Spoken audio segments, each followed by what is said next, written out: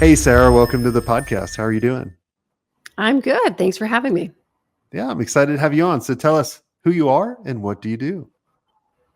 Sarah Segal. I am the CEO and founder of Segal Communications. We are a San Francisco headquartered lifestyle communications agency with a satellite office in New York City.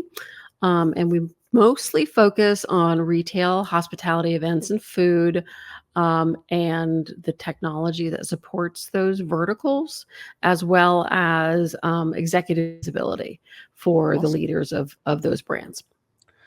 Are you an accidental agency owner or did you have plans for putting yourself through punishment?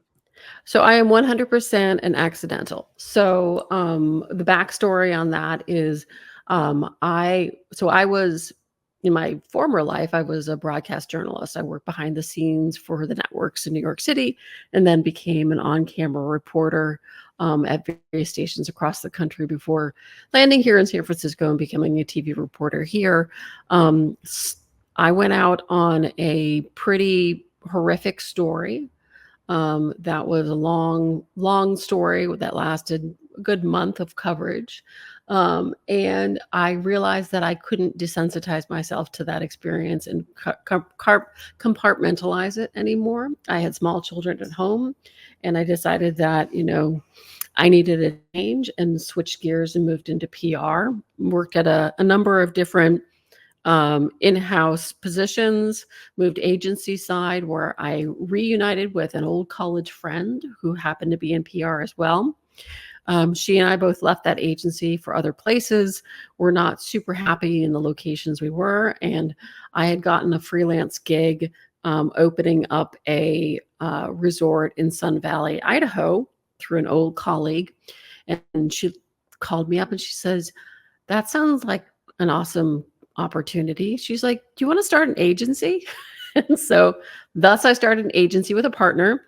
And then after a couple of years, she got offered a dream job to go in house, and she had never been in house before. So she went on her merry way. We still work together on projects even to this day, but I've been running the ship ever since. And you didn't have to buy her out? No, because we were really hand to mouth at that point when Okay. she left. Um, and I was briefly acquired by a larger agency. Didn't end up being a match. We kind of handshake dealed my departure from being acquired. So no, I'm a solo agency owner, and I have a wonderful team and a nice little hybrid office here in San Francisco that I come to. And it's had certainly its ups and downs of running a business. Every business owner will tell you the same thing, but Yep. it's been a good experience. What, so you have a couple offices and, ever since COVID, the hybrid model and people, working from their homes and that kind of stuff. You have an interesting approach and you have a way to incentivize people coming into the office. Why do you do that? And how do you do it?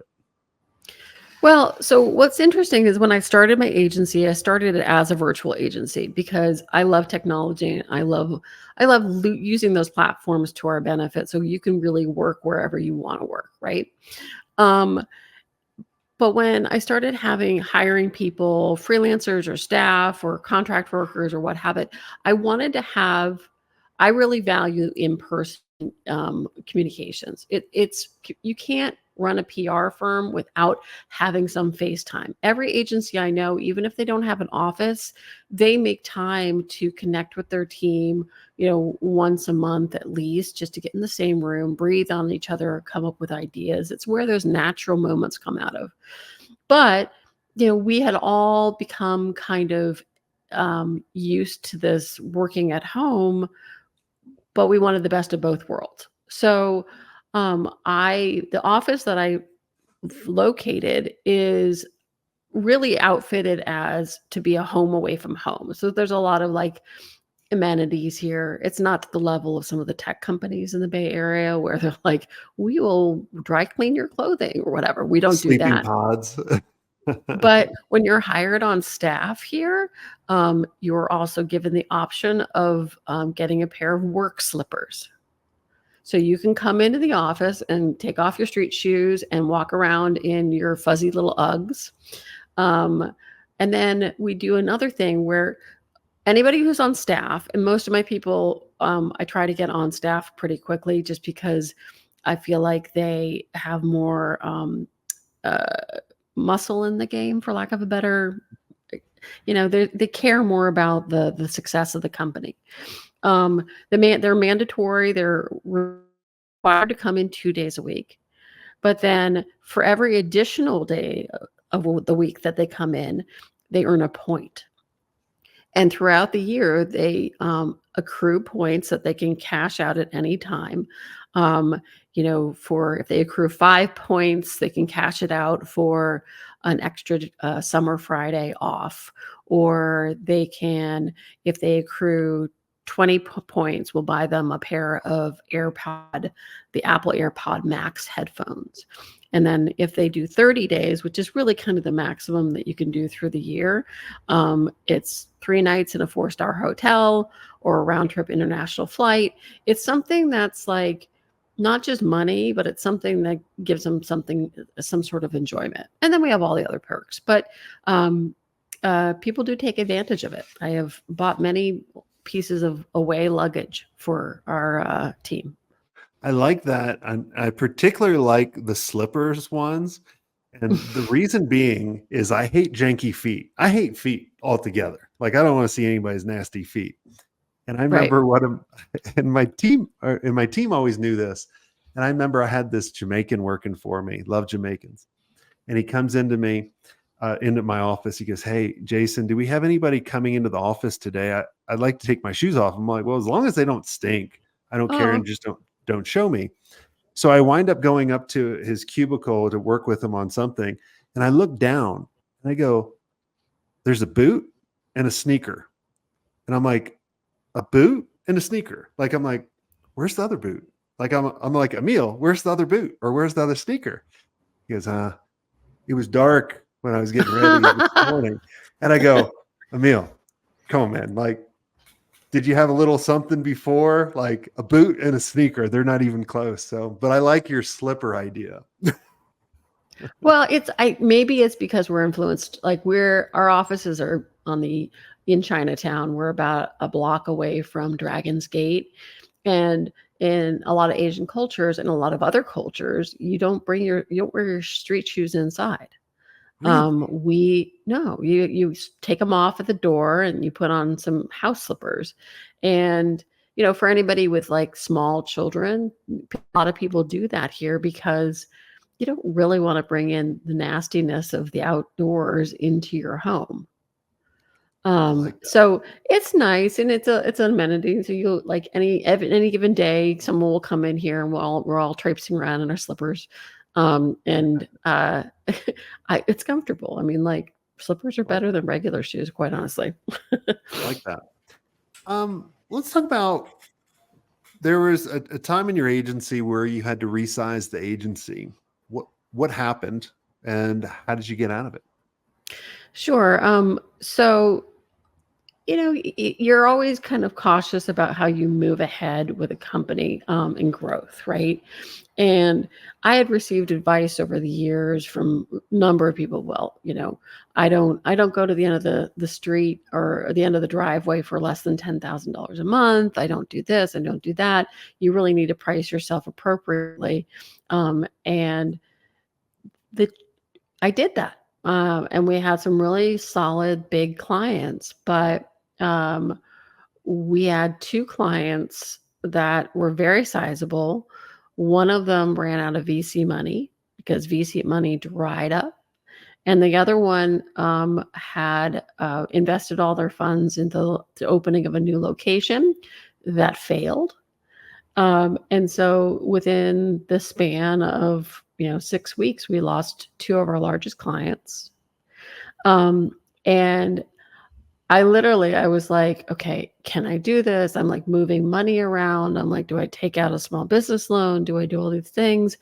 And I was talking to my husband, and he's like, no, he's like, when you have an agency, sometimes you just have to make the tough decisions. And so um, I made the tough decision. I cut several people from the agency, and I offered my assistance in getting them new positions. Like I really tried to help them land new gigs. All of them are employed now. Some because of the introductions that I made and things that I sent to them. But it was probably the worst feeling and experience that I had.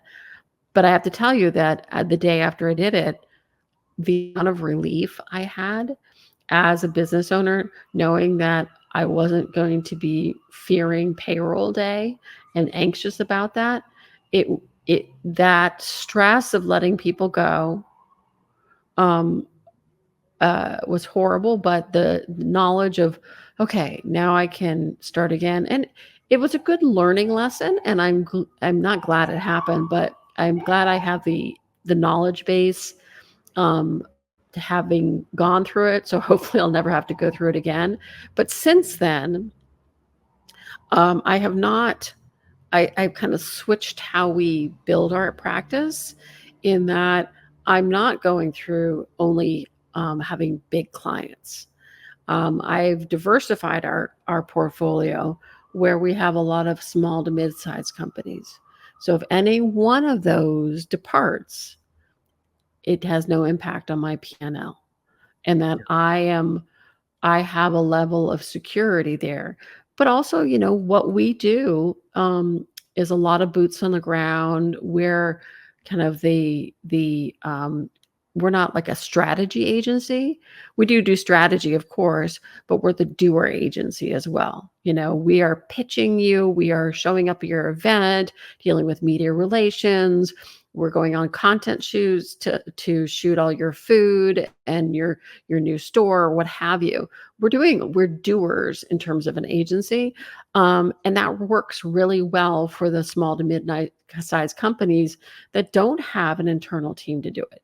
There are challenges with that, because a lot of those companies don't necessarily have a internal point person. So sometimes you're dealing with like the CMO, which is great. I mean, they're lovely people, but sometimes you're challenged in terms of getting attention, because they've got a lot of other things besides you to take care of. Oh, that drives me crazy. It's like you make friends with one CMO and he's out or she's out. Yeah. Yeah. Oh yeah. Well, the lifespan of a CMO is like what, 18 months or something ridiculous. It's Yeah, really right under short. 2 years. Exactly. But we always, one of the recommendations we make to most of our clients is like, if and when you can, at least have somebody operational that manages us, as opposed to you. Like you shouldn't be in the weeds of doing this, and B, you don't have the bandwidth to do it. Yeah, love that. I always tell our agency mastermind members that you shouldn't have any clients over 20% of your revenue, because then you're in what I call the red zone of going the danger. Now, I'm not saying you should turn down that work, but you should expect, like, if there was a client that's 25% of your revenue, expect that can go away at any time and make decisions that way. But work your ass off to get another client that is equally as big, so that percentage goes down. And then Yeah. you keep leveling up, because I'm like you. Like in the very beginning when we did the agency, or probably kind of toward the middle, we had some monster clients. And I saw a lot of my friends' agencies go bye-bye, because all their business was in Coca-Cola or all their business was in Porsche, versus we had sprinkles here, sprinkles here. We lose one here. Okay, no problem. We're good. Like, it still pisses you off, but it's not going to take you out. And I applaud you for making the quick decision. And thanks for walking us through that, because there's a lot of people that are going to go through this or have already gone through it, and they're trying to hold on forever, because Oh, they're you like, my can't. team is my family. You They're going to be can't. fine. They will be fine, and they'll probably be better off, because if you're stressing so much to make payroll and to figure out how to do that, like, you're going to be a shitty leader. You're going to make very bad decisions. You're already making a bad decision. Let them go. A lot of them probably will come back because they'll respect you for it. Yeah, as long as you're honest and transparent with your staff, like, my staff knows how much each of our clients pays us. I literally share all the details of what our overhead is. So it, I don't, I don't know that they were surprised. I think that some of them were surprised because some of them were the senior members of the team. But honestly, it's where I had to cut. I had to cut the people with the bigger paychecks. And Yeah. that's the challenge of rising up in your career, is you become the larger sum of money that will help reduce overhead. Yeah. So start your own business, so then you never get fired. That's my advice. Well, the grass is always greener on the side you water. Yeah. I remember when I sold my agency, I'd be like, oh, now I can do my software as a service. And then I started doing a product for consumers. And I was like, this is awful. Like, I hate it. I was like, let me get back to the service-based business. Like, it was just, that's what I was meant to do. Yeah. I often tell people I'm unemployable because it would be a hard adjustment for me to work for someone else with another vision at this point in my career, because I'm so used to having that final decision ability, and I've really enjoyed it. Well, let me ask you this then, because I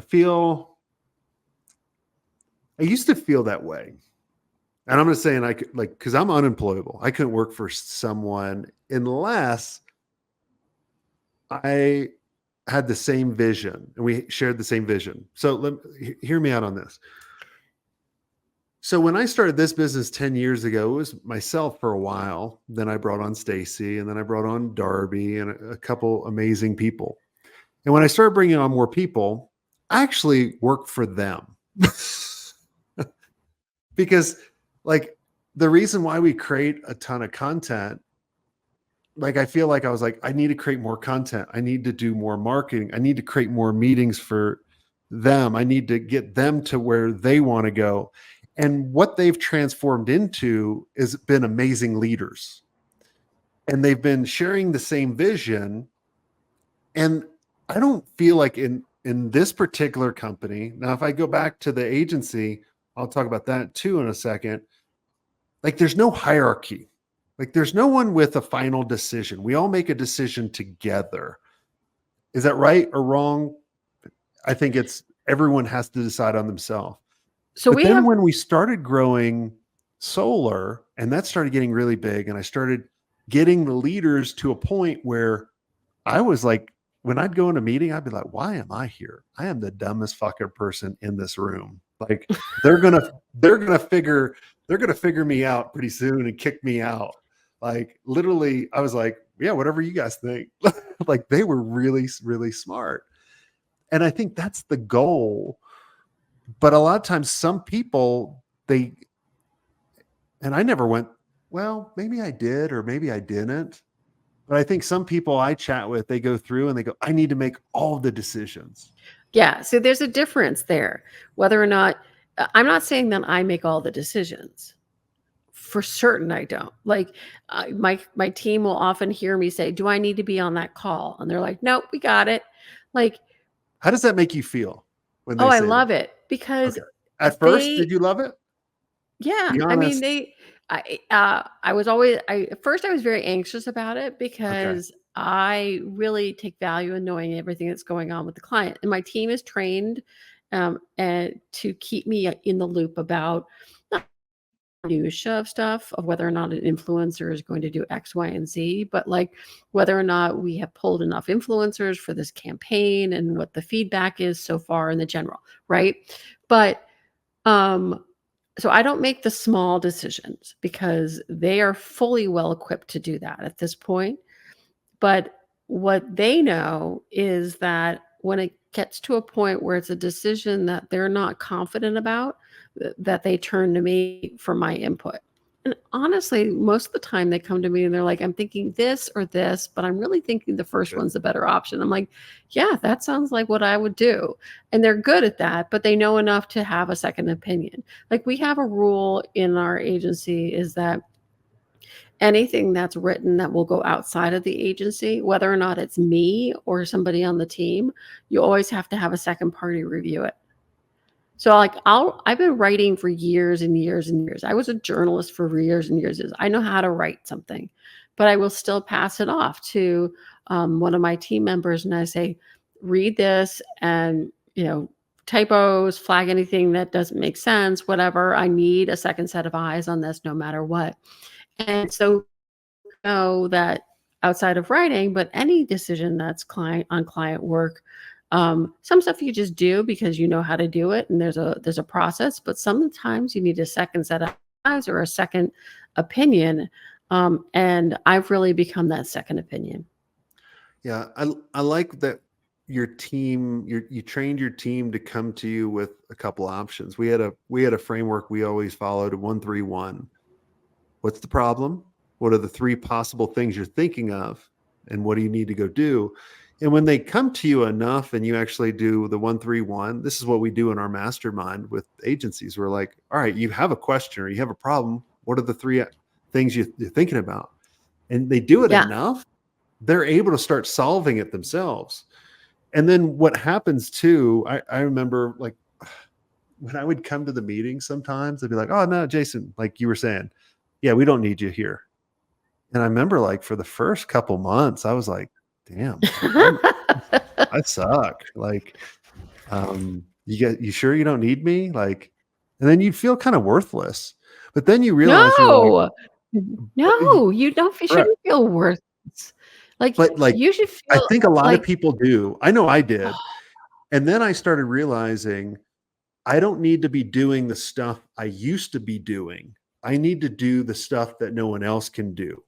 I need exactly, to I need to sell a create company. the content. I need to do the strategic partnerships. I need to do all the things that other people can't, or I need to find the next better leader or the best leader. And then how do I build them up? And then when I did that, I was like, okay. And that's, I think, why a lot of certain agencies hit a ceiling, because they're the ones holding themselves back. Because I Well, look yeah. at growing an agency, there's two who's.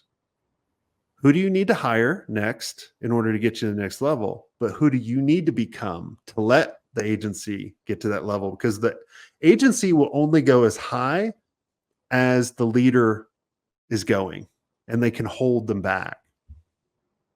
Yeah, like I really try to make a concerted effort. If there's something that I'm doing or gets on to my to-do list that I know that someone else can do, I will try to delegate it, because there are so many things that I do that nobody else can do.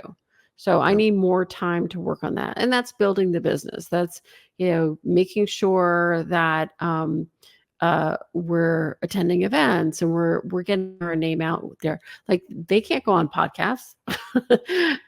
Not yet, though. I mean, I'm certain some of them will. I hope that they'll be running the company at some point. Mhm.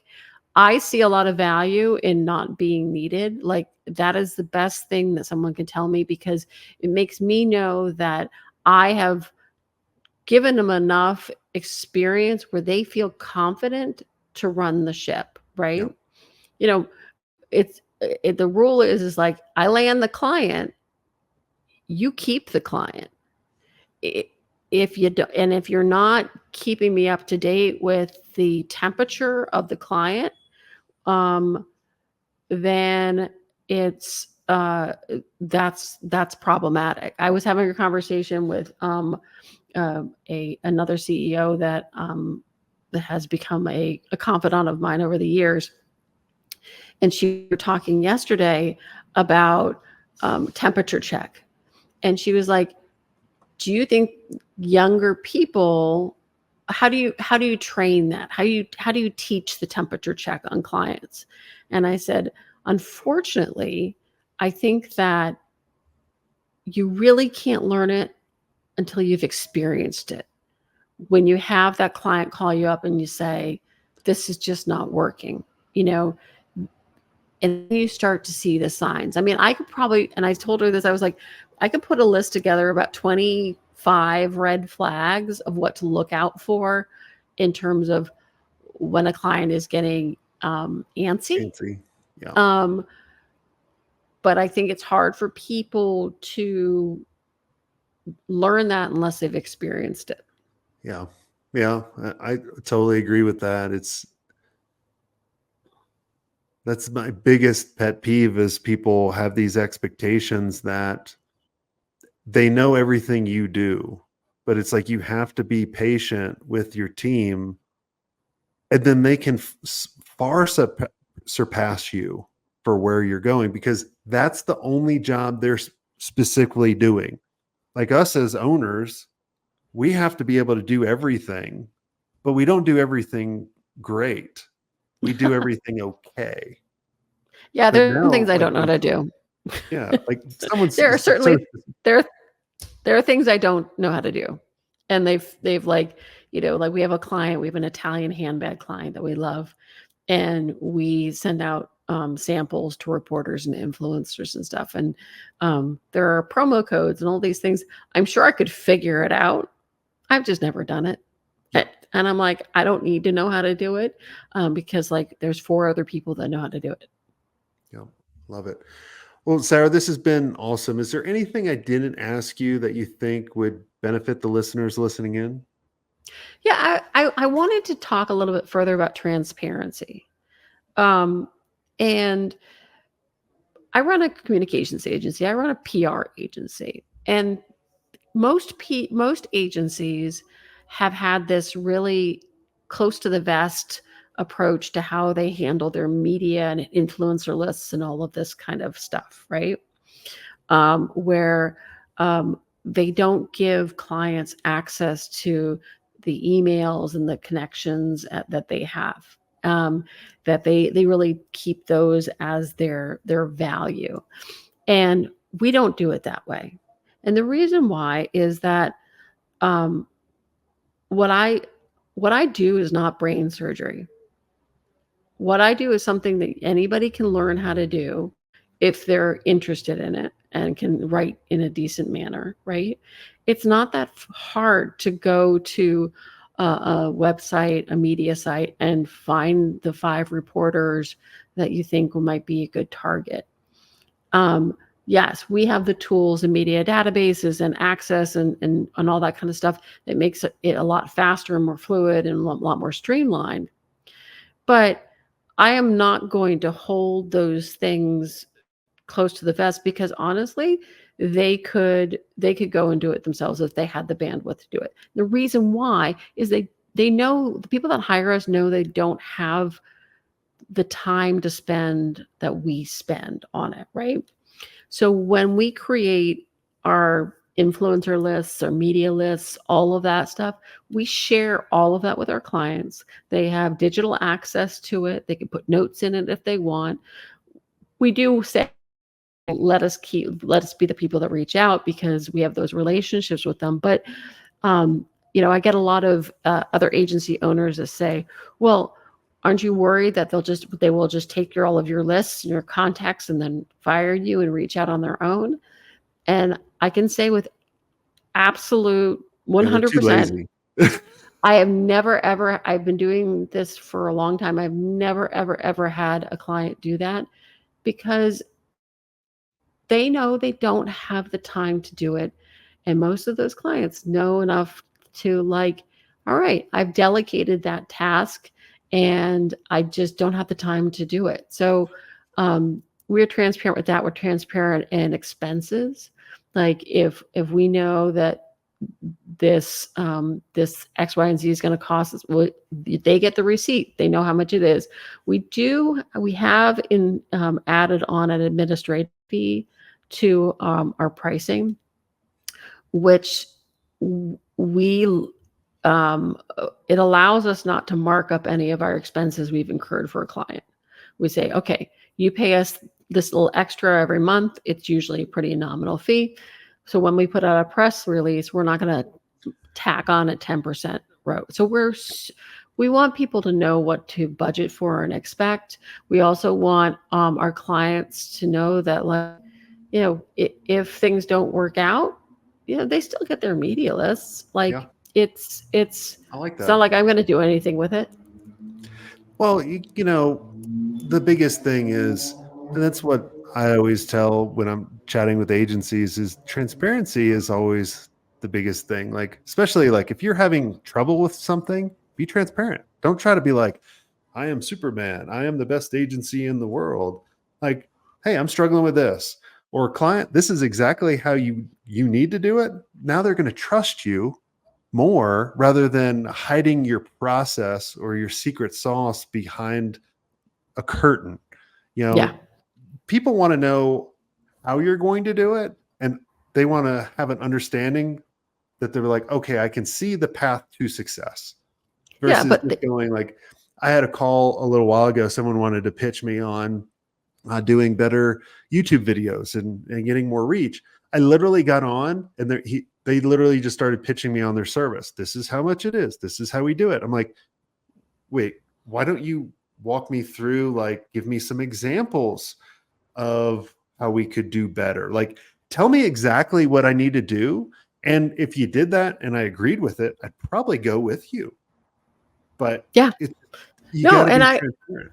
and I love getting on calls, meeting people for coffee, and like them dumping all of, like, this is what I'm doing and this is what I'm trying to do. What do I do? I will give free advice left and right all day long. And the reason why is that maybe they don't hire me now, but like 5 years from now, they go, Yep. all right, you know what? I did a little bit of what she advised me to do. I don't have the time to do it now, but I have a budget now and I'll hire her now. So it's like, uh, I'll tell you anything that you need to know about running the comms business, about the day to day, the tools that we use. We do have one secret tool that no other agency uses that I Don't do tell keep me. close to the vest. But if someone calls me up and wants to spend time with me, buy me lunch and I'll tell you my secret tool. But other than that, I'm pretty I see how you transparent. get free lunches now. I Like, know. I love. We'll spill the beans for food, especially in San I'm, Francisco. We have such great I'm the food same here. way. We have Like, such great food here. like in a wedding singer, all my friends and even my wife, Wedding Singer is like or Wedding Crashers is one of my favorite movies. And I love when Vince Vaughn is always doing like the samples. Like, that's me. Like, yeah, you want anything, take me out to dinner. Same thing. Like, I'm a cheap date, but like the little hors d'oeuvres, oh my gosh, like, forget about I it. used to work for a CEO, and you go out for dinner with him, and all he would order would be appetizers Oh, because he loved just having the little things to test everything. yes. And I remember when I was young at the time, and I always thought that was a little bit weird, but now I'm like, you know what? That's kind of fun. You get to taste a little bit of everything, and you Yes. don't have this one big meal. I'm the same way, but a lot of times I get the big meal too. And then you Well, feel like shit the next day, you but gotta make sure that you balance that out with a little bit of motorbiking or exactly. cycling Well, or or whatever. maybe I just run an extra mile the next day. But well, Exactly. this has all been amazing, Sarah. Is there what's the website people can go and check you guys out? We're segalcommunications.com, and people can email me as well. I'm Sarah at segalcommunications.com. It's Sarah with an S. Perfect. I would ask you how you came up with that name, but I already know. I know, but it's not spelled. It's our logo is a bird. My last name is not spelled like a seagull, but I always thought that that would be a great logo, Yeah, and I it's like it. memorable. People remember it. Yes, awesome. Well, thanks so much for coming on the show. If you guys enjoyed this episode, make sure you tag us on Instagram and make sure you subscribe on YouTube or any of the podcast platforms. It's just Jay Swank on Instagram and youtube.com/Jason Swank on YouTube. And until next time, have a swank day. I hope you enjoyed this content. If you want more content like this, make sure you click on the link on the screen or check out your most popular podcast platform where the full episode is there. And until next time, have a swank day. What are you doing? Go check it out. Click on the link. I'll see you soon.